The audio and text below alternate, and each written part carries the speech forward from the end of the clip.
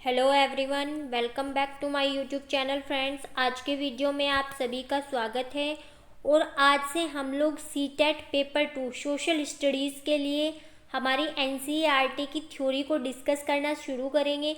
और इस थ्योरी को फ्रेंड्स मैंने इस तरह से डिज़ाइन किया है कि पहले हम किसी एक चैप्टर की थ्योरी पढ़ेंगे, उसके बाद सीटेट में जितने भी प्रीवियस ईयर में क्वेश्चंस आए हुए हैं वो डिस्कस करेंगे, ताकि आपको एक आइडिया लग सके कि एनसीईआरटी से किस तरह के क्वेश्चन बनते हैं और कैसे आपको एनसीईआरटी को पढ़ना है।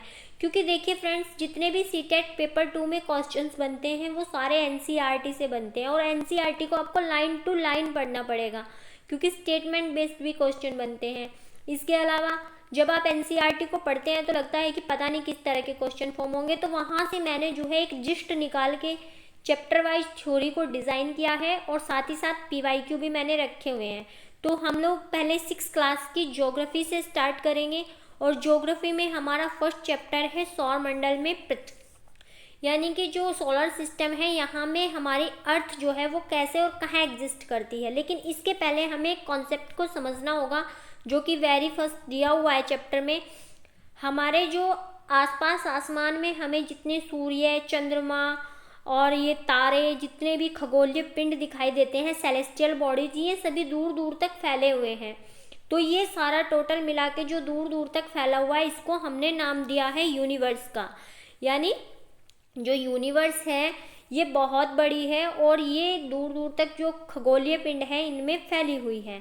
इसके बाद यूनिवर्स में बहुत सारी जो है वो गैलेक्सीज होती हैं, जिनमें से एक गैलेक्सी है मिल्की वे गैलेक्सी, जिसमें हमारा सोलर सिस्टम है। मिल्की वे गैलेक्सी क्या है? हमारी आकाशगंगा, जिसको हम दुग्ध मेखला आकाशगंगा भी कहते हैं।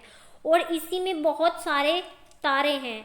एक तारा इसमें ऐसा है जिसको हम सूरज कहते हैं, जिसके पास की अपनी फैमिली है, अपने प्लैनेट्स हैं। और इन्हीं प्लैनेट्स में से एक प्लैनेट है हमारी पृथ्वी। तो ये तो हुआ एक ओवरऑल व्यू कि क्या है कि जो ये सेलेस्टियल बॉडीज हैं इन सभी से मिलकर हमारा यूनिवर्स बना हुआ है। और हमारे यूनिवर्स में बहुत सारी गैलेक्सी हैं। और उन्हीं गैलेक्सीज में से जो हमें पता है उनमें हमारी गैलेक्सी का नाम है दुग्ध मेखला। इसके अलावा हमारी गैलेक्सी के पास वाली जो गैलेक्सी है उसको हम देवयानी कहते हैं, एट्रोमिडा। और इसी गैलेक्सी में सोलर सिस्टम है जो कि एक तारे का परिवार है और उस तारे का नाम है सूरज। और सूर्य जो है उसी का एक प्लैनेट है जिसको कि हम अर्थ कहते हैं। अब हमें पता चल गया कि अर्थ कहाँ है और कहाँ एग्जिस्ट करती है। अब अर्थ के पास एक नेचुरल सैटेलाइट है जिसको कि हम कहते हैं उपग्रह। जो ग्रह होते हैं इनके पास बहुत सारे छोटे छोटे उपग्रह होते हैं, छोटे बड़े। तो पृथ्वी का एक उपग्रह है जो कि प्राकृतिक उपग्रह है, क्योंकि पृथ्वी के आसपास बहुत सारे जो है आर्टिफिशियल सैटेलाइट्स भी छोड़े गए हैं। तो जो हमारा प्राकृतिक उपग्रह है चंद्रमा, ये पृथ्वी की घूर्णन गति के साथ साथ चक्कर लगाता है। जैसे जैसे पृथ्वी घूमती है वैसे वैसे ही यह जो है पृथ्वी के चक्कर लगाता जाता है। और क्या होता है कि एक महीने में 2 बार हमें एक कृष्ण पक्ष होता है, एक शुक्ल पक्ष होता है। एक बार हमें चांद जो है बिल्कुल पूर्ण रूप में दिखाई पड़ता है और एक बार जो है हमें चांद दिखाई ही नहीं पड़ता है। तो जिस रात को हमें चांद जो है वो पूरी तरह गोल दिखाई पड़ता है उसको कहते हैं हम फुल मून नाइट, पूर्ण चंद्रमा वाली रात। और इसे हम पूर्णिमा कहते हैं। जब हमें चांद जो है आसमान में बिल्कुल दिखाई नहीं पड़ता है वो होती है हमारी न्यू मून लाइट, नए चंद्रमा की रात्रि। और इसको हम अमावस्या कहते हैं। देखिए फ्रेंड्स, इससे क्वेश्चन बन चुका है कि न्यू मून लाइट किसको कहा जाता है, तो ये अमावस्या को कहा जाता है। इसके बाद हमें बताया गया है कि सेलेस्टियल बॉडीज कौन कौन सी होती हैं। मतलब कई बार आप समझते हैं कि सूरज जो है एक तारा है, वो सेलेस्टियल बॉडीज नहीं हो सकता। तो इस कॉन्सेप्ट को ध्यान से पढ़ें। सूर्य, चंद्रमा, अन्य सभी प्राकृतिक वस्तुएं, ये प्राकृतिक वस्तुओं की बात कर रहा है, नेचुरल थिंग्स की। तो ये सभी जो है रात के समय आसमान में चमकती हैं, इनको सेलेस्टियल बॉडीज कहा जाता है, खगोलीय पिंड कहा जाता है। और खगोलीय पिंड जिनके पास ऊष्मा और प्रकाश होता है, मतलब वो किसी दूसरे के ऊष्मा और प्रकाश से नहीं चमक रहे हैं, बल्कि वो खुद के प्रकाश से, खुद की ऊष्मा से चमक रहे हैं और बड़े आकार के होते हैं तथा गर्म होते हैं, उनको हम तारा कहते हैं। आसमान में बहुत सारे तारे हैं लेकिन वो हमसे दूर होने के कारण हमें आकार में छोटे दिखाई पड़ते हैं। जबकि सूर्य जो है हमारे सोलर सिस्टम में है और हमारे पास ही है, इसलिए वो हमें बड़ा दिखाई पड़ता है। तो ऐसे खगोलीय पिंड जिनके पास अपनी ऊष्मा और प्रकाश होता है और बड़े आकार के और गर्म होते हैं, क्योंकि ये जो है हीट जनरेट करते हैं, तो इनको हम तारा कहते हैं। जैसे एग्जाम्पल हमारा सूर्य है। और तारों के विभिन्न समूह, अभी ये तो एक तारे की बात कर ली हमने, लेकिन अगर बहुत सारे तारे हैं, भाई सूरज है एक तारा है, उसके पास तो अपनी फैमिली है जहाँ हम एग्जिस्ट करते हैं, लेकिन हमें जो है यूनिवर्स में बहुत सारे तारे भी दिखाई पड़ते हैं ना। जब बहुत सारे तारों के समूह मिलकर एक आकृति बना लेते हैं तो उसको हम क्या कहते हैं, उसको हम कहते हैं नक्षत्र मंडल, यानी ये कॉन्सलेशन कहलाता है। ये आपको याद रखना है, तारों की विभिन्न समूहों द्वारा बनाई गई आकृतियाँ। आपने कभी देखा भी होगा, गर्मी के टाइम पे रात में छत पे अक्सर दिखाई पड़ता है एक 7 तारों का समूह, जिसको हम सप्तऋषि मंडल भी कहते हैं। इसके अलावा इसी तरह का एक बड़ा जो स्टार्स का समूह है उसको हम अर्शा मेजर या बिग बियर कहते हैं। तो कई बार जो है यूपी टेट में भी क्वेश्चन पूछ लेते हैं कि बिग बियर अर्शा मेजर क्या है। तो बिग बियर या अर्शा मेजर एक कॉन्सलेशन है जो कि नक्षत्र मंडल है, और यहाँ पे इसी के अंदर एक 7 तारों का छोटा समूह भी है जिसको हम कहते हैं सप्तऋषि नक्षत्र मंडल। इसके बाद बताया गया है आपको ध्रुव तारे के बारे में। ध्रुव तारा जो है आकाश में एक जगह स्थिर है जो कि उत्तर दिशा की ओर संकेत करता है। तो ध्रुव तारा क्या है? ध्रुव तारा उत्तर दिशा में स्थित एक स्थिर तारा है। देखिए फ्रेंड्स, यहाँ पे ध्यान दीजिएगा, ये स्थिर तारा है और ये क्या करता है, ये दिशा निर्धारण में सहायक है। आपसे क्वेश्चन ऐसे पूछा जा सकता है, निम्नलिखित में से क्या ध्रुव तारे के विषय में सही है? तो ध्रुव तारा उत्तर दिशा में स्थित एक स्थिर तारा है, मतलब ये अपनी जगह नहीं बदलता है और ये दिशा निर्धारण में सहायक होता है। इसके बाद हमने बात कर ली थी ऐसे सेलेस्टियल बॉडीज की जिनके पास अपनी ऊष्मा होती है, अपना प्रकाश होता है, लेकिन बहुत सारे सेलेस्टियल बॉडीज ऐसे भी होते हैं ना जिनके पास ना तो अपनी ऊष्मा होती है ना ही अपने जो है वो प्रकाश होता है, जो और उनको अगर चमकना भी है तो वो तारे से प्रकाश ग्रहण करेंगे, तो इनको हम कहते हैं ग्रह। देखिए फ्रेंड्स, हम धीरे धीरे अपनी पृथ्वी की ओर जा रहे हैं कि पृथ्वी कहाँ एग्जिस्ट करती है, कैसे पृथ्वी है हमारे यूनिवर्स में। तो ऐसे खगोलीय पिंड, ऐसे सेलेस्टियल बॉडी जिनके पास अपनी ऊष्मा और प्रकाश नहीं होता, जो तारों के प्रकाश से प्रकाशित होते हैं, उनको हम कहते हैं प्लैनेट। और प्लैनेट जो वर्ड है ये ग्रीक वर्ड से लिया गया है जिसको कहा जाता है प्लैंटाई, और जिसका अर्थ है परिभ्रमक, अर्थात चारों ओर घूमने वाले। तो ये ऐसे सेलेस्टियल बॉडीज होते हैं जो एक तारे के चारों तरफ घूमते हैं, चक्कर लगाते हैं, और इनके पास अपनी ऊष्मा और प्रकाश नहीं होता है। अब हम आते हैं सोलर सिस्टम में। सोलर सिस्टम मैंने आपको बता दिया है कहाँ एग्जिस्ट करता है, ये एग्जिस्ट करता है मिल्की वे गैलेक्सी में। और मिल्की वे गैलेक्सी में जो सोलर सिस्टम है इसका जो मुखिया है, यानी इसमें जो इम्पोर्टेंट आपका स्टार है वो सूर्य है, और उसके पास जो है अपने अलग अलग ग्रह हैं। तो अब हम सोलर सिस्टम और उसके ग्रहों के बारे में देखेंगे। तो सूर्य का परिवार, अब सोलर सिस्टम में है कौन कौन? तो सोलर सिस्टम में हमारा सूर्य, 8 ग्रह, बहुत सारे उपग्रह और बहुत सारे सेलेस्टियल बॉडीज, जैसे छोटे छोटे क्षुद्र ग्रह, उल्कापिंड।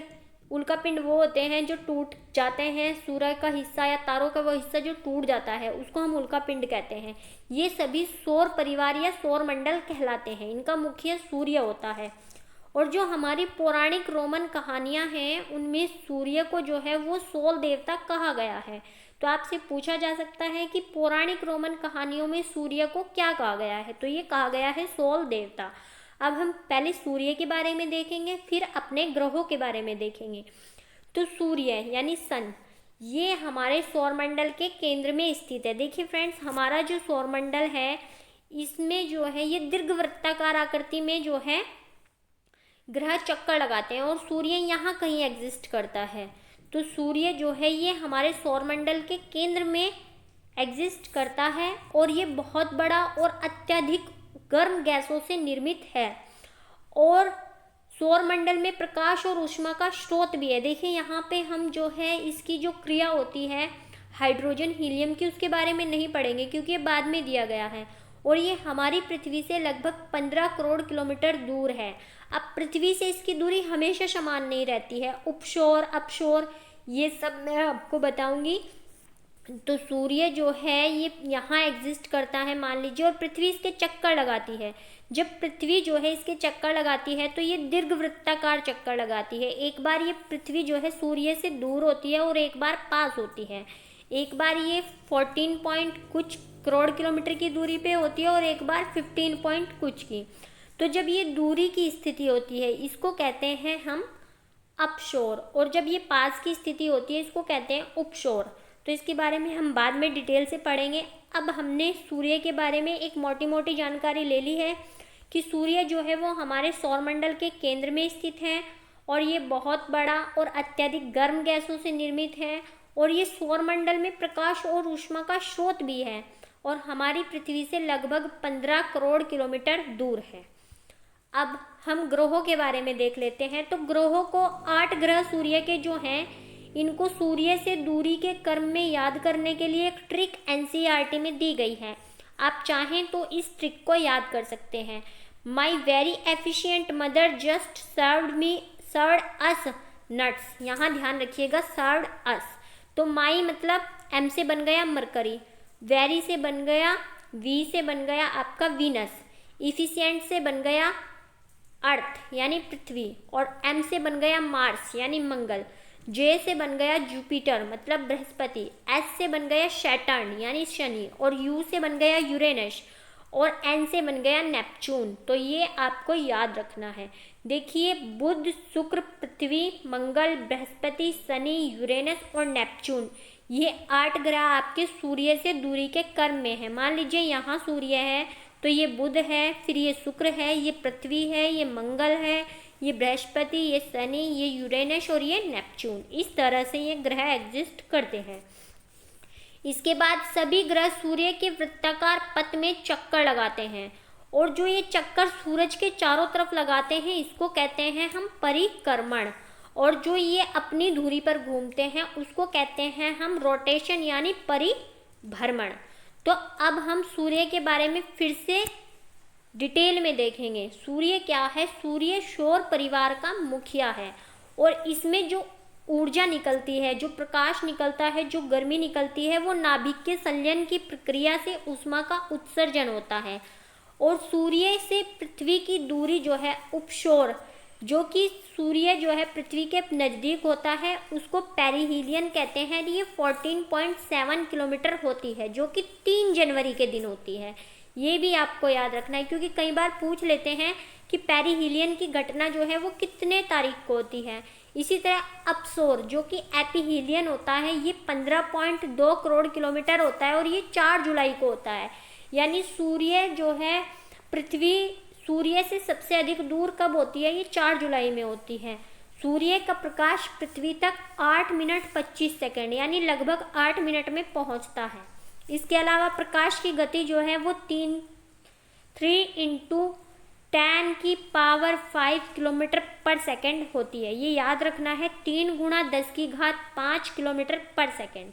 अब हम ग्रहों को क्रम में देख लेते हैं। मैंने आपको अभी बताया my very efficient mother just served us nuts, ये याद रखना है। तो यहाँ पे सबसे पहले बुध, फिर शुक्र, फिर पृथ्वी, फिर मंगल, फिर बृहस्पति, फिर सैटर्न, फिर अरुण और फिर वरुण। एक चीज आपको याद रखना है कि 4 ग्रह पूरे होने के बाद एक क्षुद्र ग्रहों की पट्टी है। ये बहुत इंपॉर्टेंट है क्योंकि इससे बहुत सारे क्वेश्चन बने हैं। तो 4 ग्रह यानी मंगल और बृहस्पति के बीच में क्षुद्र ग्रह की पट्टी एग्जिस्ट करती है, और इसी वजह से ये जो पहले 4 ग्रह हैं और बाद के 4 ग्रह हैं इनमें अंतर भी है। क्या कि जो सूर्य के नज़दीक के 4 ग्रह हैं ये चट्टानों से निर्मित हैं, ये आंतरिक ग्रह कहलाते हैं, और क्षुद्र ग्रह के बाहर वाले जो ग्रह हैं इनको हम क्या कहते हैं? इनको हम बाह्य ग्रह कहते हैं, और ये आकार में बड़े हैं और सूर्य से दूर भी हैं। साथ ही साथ ये गैस तथा तरल पदार्थों के बने हुए हैं। तो फ्रेंड्स ये याद रखना है कि सूरज के पास वाले जो 4 ग्रह हैं वो चट्टानों से निर्मित हैं और आकार में अपेक्षाकृत छोटे हैं, जबकि क्षुद्र ग्रह की जो पट्टी है उसके बाद के ग्रह जो हैं वो बाह्य ग्रह कहलाते हैं, देखिए, आंतरिक और बाह्य ग्रह से क्वेश्चन पूछा जाता है कि कौन से ग्रह आंतरिक ग्रह में शामिल है और कौन से ग्रह बाह्य ग्रहों में शामिल है। और बाह्य ग्रह जो है वो सूर्य से दूर और बड़े आकार के हैं, और ये ठोस तथा तरल गैसों से निर्मित, तरल पदार्थों से और गैसों से निर्मित है। ये भी आपको याद रखना है। तो फ्रेंड्स, आज के वीडियो में हम इतना ही रखते हैं।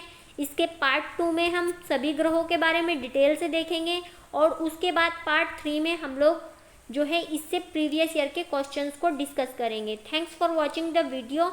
एंड इसके साथ ही जब ये पूरी हमारी 6th क्लास की एनसीईआरटी कंप्लीट हो जाएगी, ये पूरा पीडीएफ आपको मेरे टेलीग्राम चैनल वाणी कॉन्सेप्ट क्लासेस पे मिल जाएगा। Thanks for watching the video, keep support, thanks for watching.